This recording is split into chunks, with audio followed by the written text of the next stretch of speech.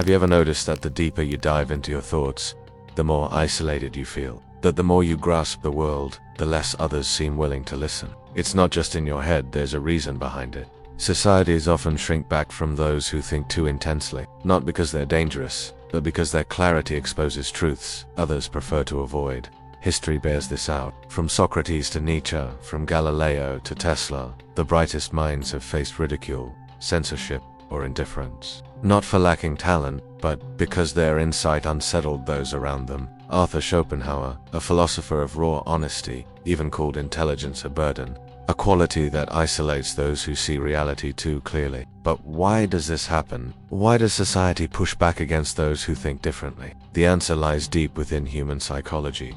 Take a moment to reflect. If you meet someone with remarkable physical strength, you don't automatically feel weak, you might even admire their power. If you encounter someone wealthy, you might feel envy, but it doesn't feel like a personal attack. Yet, when you cross paths with someone whose mind surpasses yours, something shifts. Psychologists call this the spotlight effect. A deep thinker doesn't just bring new ideas, they mirror the limitations of those around them. And that people don't forgive is the mere presence of such a person can make others feel small, even without a word spoken. Why does this happen? What makes intelligence, more than other forms of excellence, stir such discomfort? To unravel this, let's consider how we process different kinds of superiority. Physical strength might inspire respect or a sense of protection. Wealth might spark ambition or admiration.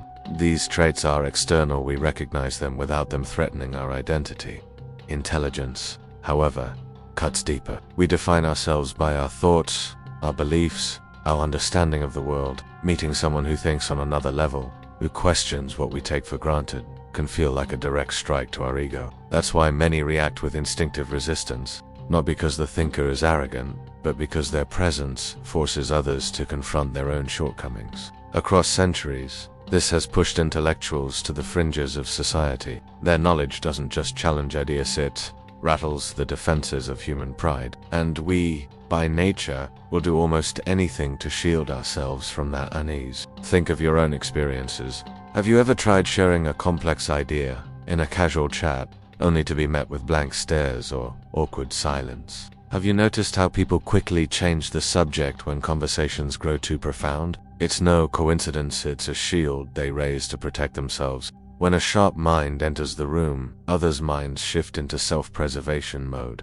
Instead of embracing curiosity, they shut down. Instead of connecting, they pull away. That's why philosophers, visionaries, and intellectuals often end up isolated. Not because they seek solitude, but because society edges them out. Interestingly, studies show that confidence often outweighs intelligence in social settings. People are drawn to those who project certainty, even if their ideas lack depth. This is why charismatic, simplistic leaders often overshadow nuanced thinkers. History is full of examples. Popular speakers, motivational figures, and viral influencers thrive by telling people what they want to hear, rather than challenging them to think critically. Meanwhile, those who question deeply held beliefs struggle to find a wide audience. This is the paradox of intelligence. The more one pursues truth, the more they drift from the crowd. The spotlight effect Docent T just reveals. Society Eslemetsit explains why change faces such fierce opposition. But is there scientific evidence that intelligence sparks fear? Modern neuroscience suggests so. Research indicates that when people feel intellectually inferior, the amygdala brain region tied to fear and threat detection lights up intensely. In simple terms, deep thought isn't just intimidating. It triggers a primal survival response, much like facing physical danger, because our brains evolved in a context where group acceptance was crucial for survival. For millennia, our ancestors relied on tribes where social harmony meant safety. Being cast out could lead to death, so our minds prioritize belonging over intellectual exploration. When a highly intelligent person enters a group, they disrupt that tribal balance. Their ability to challenge existing ideas and norms activates the brain's defenses, treating them like a potential rival rather than an ally. That's why many deep thinkers feel out of place, not due to poor social skills, but because their intellect makes them intruders in a world that values cohesion. A 2021 study from Stanford University uncovered something striking. The perception of deep thinkers depends on context. In one-on-one interactions, the threat lessens. In groups, it spikes. Why? Social status becomes more critical in collectives. People don't just react to intelligence, they respond to how it compares them to others. If someone feels outmatched, they instinctively try to sideline or diminish the thinker to protect their standing. Psychologists have identified cognitive biases that fuel this resistance. The Dunning-Kruger effect, for instance, shows that those with little knowledge overestimate their ability, while the intelligent often doubt themselves, creating friction. The novelty bias makes us favor familiar ideas over complex truths, and the backfire effect means that when faced with ideas contradicting their beliefs, people double down instead of adapting. Deep thinkers collide with these barriers when they introduce disruptive concepts. In the digital age, social media amplifies this rejection. Algorithms prioritize emotional, simple content over reflection. Viral posts controversial, angry, or funny outpace thoughtful arguments. Echo chambers trap people in bubbles of preconceived notions, resisting new perspectives. In this landscape, thinkers who challenge dominant narratives are often ignored, dismissed, or attacked. This rejection isn't confined to the online world.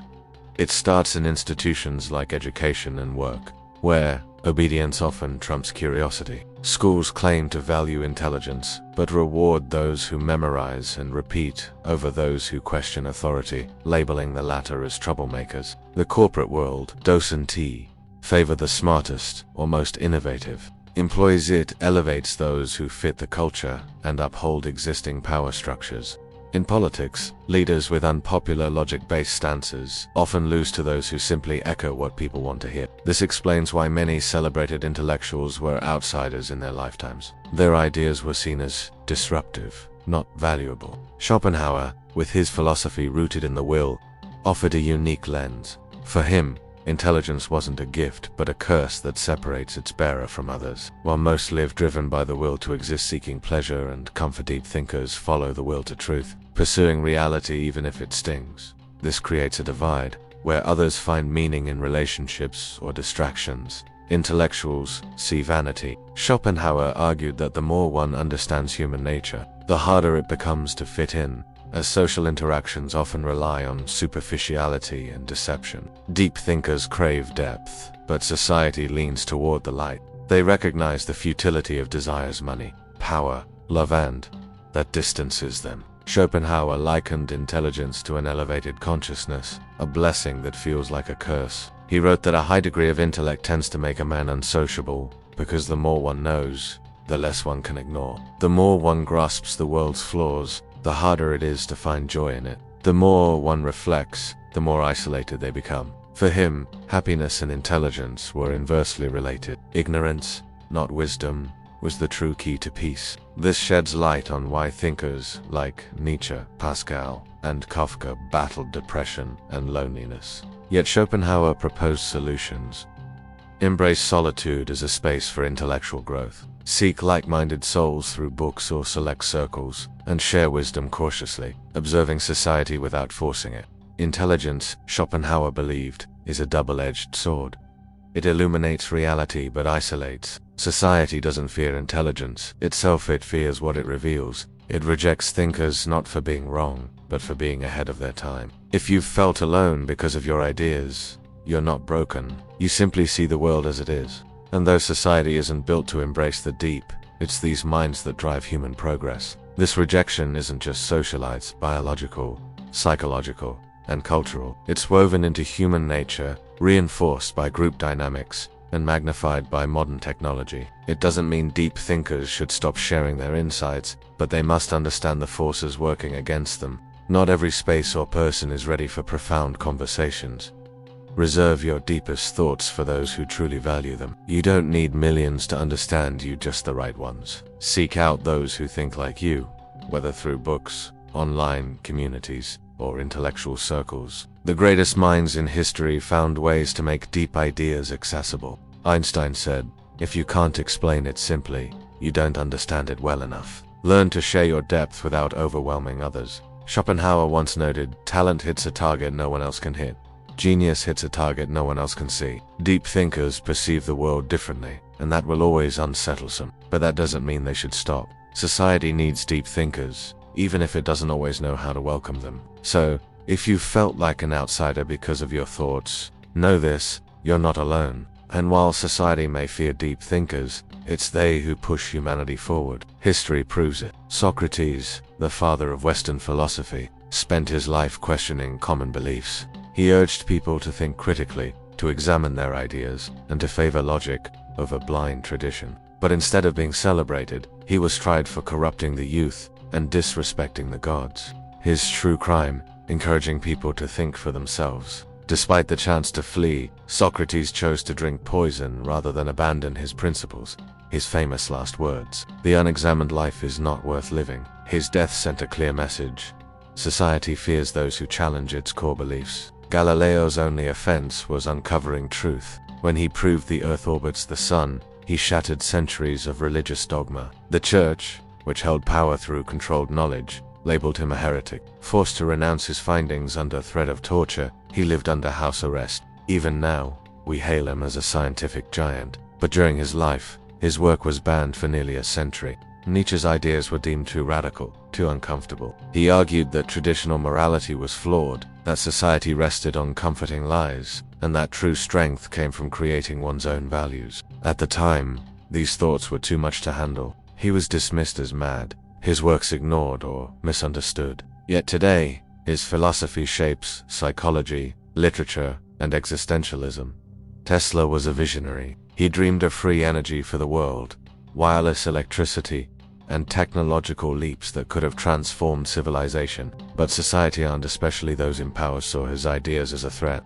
Industrialists like Thomas Edison and J.P. Morgan profited from selling electricity. So Tesla's free energy concept was suppressed. Despite his genius, he died alone in a small hotel, forgotten and broken, while others built fortunes on his stolen ideas. Alan Turing's work in cryptography helped end World War II.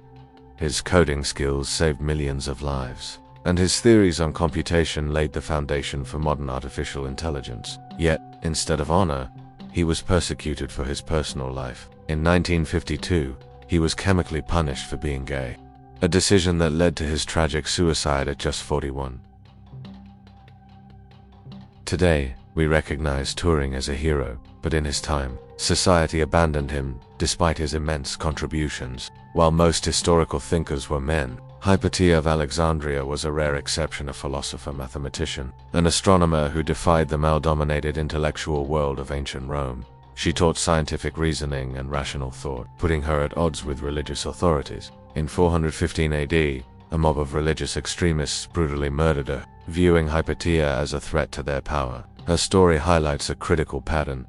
Intellectual progress often meets violent resistance. Each of these thinkers shared a similar fate. They introduced ideas too advanced for their era, facing rejection, ridicule, or punishment in life. Yet their concepts later became the bedrock of human advancement. Society doesn't fear intelligence itself, it fears the change it represents. This raises a key question.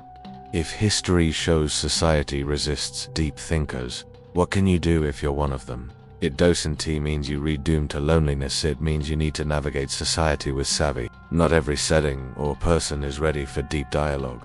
Save your profoundest insights for those who appreciate them. You don't need a vast audience, just the right ones. Seek kindred spirits through books, online forums, or intellectual groups. The greatest minds made complex ideas accessible. As Schopenhauer put it, deep thinkers see targets others can't even perceive. If this video resonates, share your thoughts in the comments. Have you faced rejection for thinking deeply? Let's start a conversation. And if you want to explore more wisdom from history's great minds, hit the subscribe button. We're just getting started.